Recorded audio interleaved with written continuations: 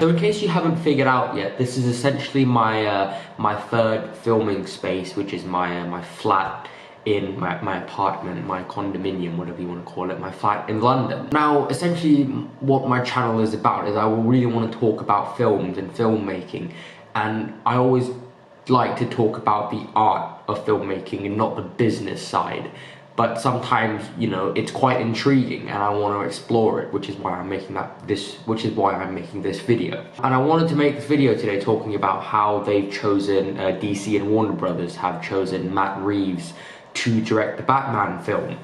And I'm not very happy with this decision, and I'll explain why. But before that, I want to take a look at the big picture. I want to tell you exactly how DC have made a mistake when it comes to choosing directors when crafting an extended universe, and how Marvel are doing such a good job of picking directors to direct their MCU films. And I'll quickly want to sort of take a look at how Marvel do it and how DC do it, and then I'll explain exactly why I think Matt Reeves isn't exactly the right choice. So first off, let's look at how Marvel do it. Let's have a look at all the directors that Marvel have hired in the past to do their MCU films. You have Jon Favreau, Joss Whedon, the Russo brothers, Scott Derrickson, James Gunn, loads of directors that you may not have heard of. These are essentially up-and-coming directors who aren't necessarily huge in Hollywood. And the reason why Marvel have chosen these directors is because they know that these directors are hungry. Now, these directors have a big enough fan base to be recognizable, but are also looking for an opportunity to make it big in Hollywood. You take a look at Jon Favreau. Before Iron Man, he's pretty much just done like Elf. Joss Whedon has a lot of cult fans from, you know, Firefly, Serenity, and the list can goes on. You know, Scott Derrickson with his Sinister films. And so Marvel knows that if they get these up-and-coming directors who are hungry, Marvel can control them. Marvel can say, do this, do that. If you look at all the Marvel films, from a tonal standpoint, they're very similar, with the exception of Iron Man 3, which I will get into a bit later. Even Guardians of the Galaxy, even Doctor Strange, ones that feel a little different from a visual standpoint. Tonally, structure, they're all very similar, these Marvel films. And that is because Kevin Feige, Marvel, they tell the directors exactly how they want their films to be made. The directors do it while they're injecting their own sense of style and energy into the film, which is why the Marvel Cinematic Universe is so incredibly recognizable as this brand, because all their films are very similar. Now with DC, where DC completely fails is because they hire these big name auteur directors to make their films. Now that's not a bad thing, but it is a bad thing if you're trying to craft the cinematic universe similar to that of Marvel. Now let me quickly explain. So, you know, as their sort of main man, big guy, DC chose Zack Snyder to sort of run this universe. This is not a good choice. I personally would have gone with someone like Duncan Jones, an upcoming director who has made some really good films in the past, but is sort of really looking to make it big in Hollywood. This is, I'm talking about Duncan Jones prior to Warcraft. He would have been a really good choice to kickstart the DCEU. Zack Snyder, however, is not, because Zack Snyder, in the past, before joining up with DC, he's already made some great films. Dawn of the Dead, 300, Watchmen. These are really good films, and they're very good because Zack Snyder is allowed to do what he wants, how he wants, with who he wants. But when DC give him these expectations, these limitations, these guidelines, and they can't exactly control him because Zack Snyder is such a big name director, right? So their expectations are met halfway. And so that's why films like Man of Steel and Batman v Superman is a tonal mess. They want, sometimes Zack Snyder might want to make it dark, DC want to do like Marvel, make it fun. That's why they clash, and they, like I said, the expectations are met halfway, and it's just a mess, right? If DC wanted Zack Snyder, let him do what he wants to do. But that would mean that Zack Snyder, if Zack Snyder directed Superman, Man of Steel, David Ayer did Suicide Squad, which I'm going to talk about next, they would feel like two very different movies. DC wants to make them all feel cohesive, but by hiring these big directors who have a trademark, who have their own visual style, their own way of telling the story, it's not going to work. They need someone that they can mold and shape into someone who's making a movie that they want to make and feels tonally consistent throughout. Right, David Ayer. Now, David Ayer, like I said, he already has a big fan base.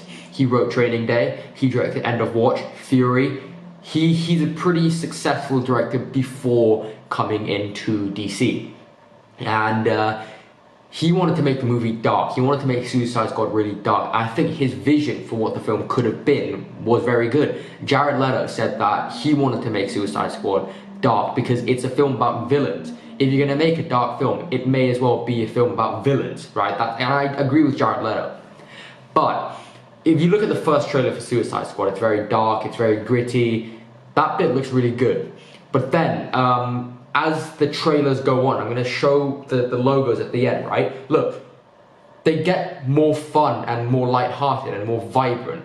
And that is, I think, because DC are like, okay, BVS was bad because it was dark. But guess who else was dark? The Dark Knight trilogy. And I'm going to get into that later, right? But because of DC wanting Suicide Squad to be lighthearted and fun, and David Ayer wanting it to be dark, it's a clash. Again, like Zack Snyder, it's a clash, and their expectations have to be met halfway. And I'm going to talk about all the DC directors, right? But first I want to quickly talk about Shane Black and how Iron Man 3 didn't work and how it didn't feel and fit consistently with the MCU. Now, Shane Black is arguably, before coming onto a Marvel film, he's arguably the biggest director, you know, Lethal Weapon, Kiss Kiss, Bang Bang. This guy is someone who has an established name, an established brand, if you will. And when he comes on to make Iron Man, Marvel are like, okay, you have to do this, you have to do that. Shane Black kind of, he doesn't want to. He wants to make his own film. That's why you see Iron Man barely in his suit. That's why you see him as Tony Stark so much. And the dialogue and stuff, it just feels out of place from an MCU film. I think Iron Man 3 works very well as a standalone film. But in the context of the MCU, it's a mess because, like I said, with DC problems, Shane Black wants to make something, Marvel wants to make another thing. Expectations have to be met halfway. And that's why it didn't work as an MCU film. Now, Marvel is always being, you know, people are always saying that Marvel is the better one than DC. But I don't recall any Marvel film reaching the height of what Christopher Nolan did with the Dark Knight trilogy. This is simply because of their guidelines and their limitations. Kevin Feige wants to make this cinematic universe, this cohesive cinematic universe. Every film has to fit. And because of that, there are a lot of restrictions, there are a lot of limitations. What Christopher Nolan did was he had complete 100% creative freedom. He could do whatever he wanted. And that's why the Dark Knight trilogy was so good, especially the Dark Knight, because Christopher Nolan essentially could do whatever he wanted. There wasn't any studio interference. He was just set loose, and he's a great director. That's why. Whereas if you look at DC right now, they're trying to craft this universe. They're in such a rush to catch up with Marvel that they've forgotten to make a good film. They've forgotten that a film needs to be good so that people want more. They're just trying to set up movie after setup after setup. And that's not how these big name directors work. Okay, Zack Snyder, David Ayer, Patty Jenkins, Ben Affleck, they want to make these really good standalone movies, and that's not what DC wants. And again, it's a conflict of interest. Their expectations are met halfway. And let's talk about two more DC films, right? Flash and Aquaman. These two are really, really different in how their film is going.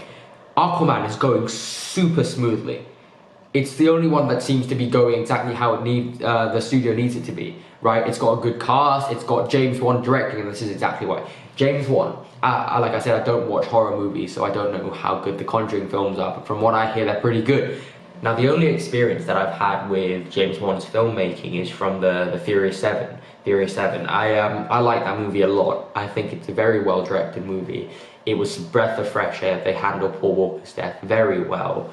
I really enjoyed it. I thought it was a really great film with some really great action set pieces. But above all, how this film succeeds is because it listens to the studio.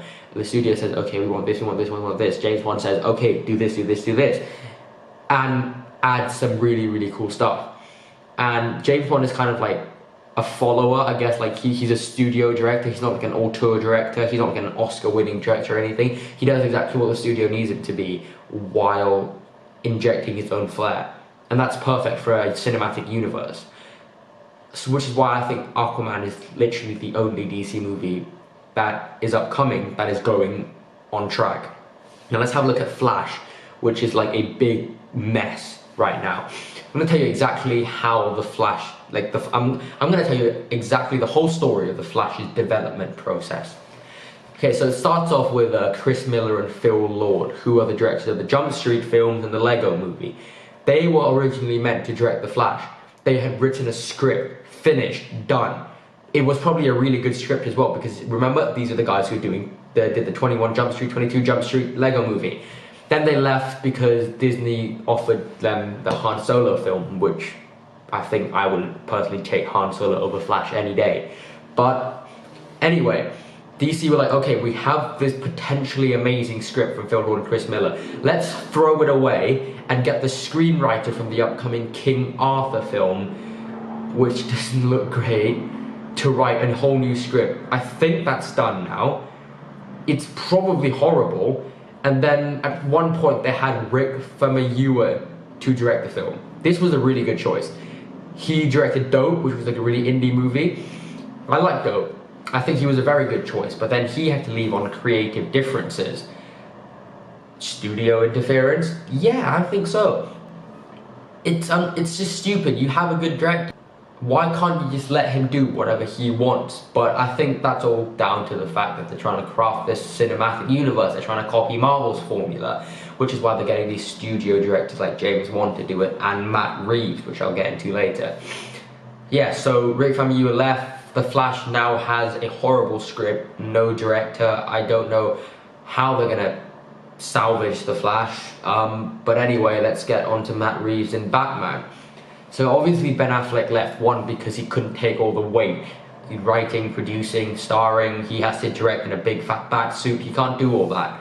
So he wants someone that he can sort of control, essentially, and the studio can control. I think Ben Affleck had a falling out with the studio. They may not want him to direct because of what Live By Night. I've already covered this in this video right here. I'll put the link in the description. Ben Affleck still wants creative control. He still wants to be in charge of the film, which is why he's getting someone like Matt Reeves. Matt Reeves isn't exactly who you would call an auteur director. Yeah, he's made the Planet of the Apes, Dawn of the Planet of the Apes, Cloverfield. He's making War for the Planet of the Apes. They all look really good, right? And the films, Cloverfield and Dawn, very, very good films. But also they're very sort of studio-y films. It doesn't exactly bring anything new to the genre. It doesn't exactly it's a safe choice. Matt Reeves is a safe choice. It's the best way to put it. I personally would have gone with an auteur director and just let him loose, let him do whatever he wanted. George Miller, Matthew Vaughn, David Fincher. Any one of these guys would have been perfect. But they chose Matt Reeves simply because he's a safe choice. They can control him. And I hope after you guys have listened to me babble on about crafting a cinematic universe and choosing directors for this long, you kind of understand what I mean. So anyway, guys, I'm not exactly happy with Matt Reeves directing, but yeah, he's a good director, right? And we know that Ben Affleck is still going to have creative control. So Matt Reeves and Ben Affleck seem like a great combination. Matt Reeves has great visual style. He can direct really good action, but I just feel like this is a Batman movie. You know, any Batman movie should be a really, really good movie on its own and bring something new, while also challenging what Christopher Nolan did with the Dark Knight trilogy, which is something that I feel DC are not trying to do at the moment.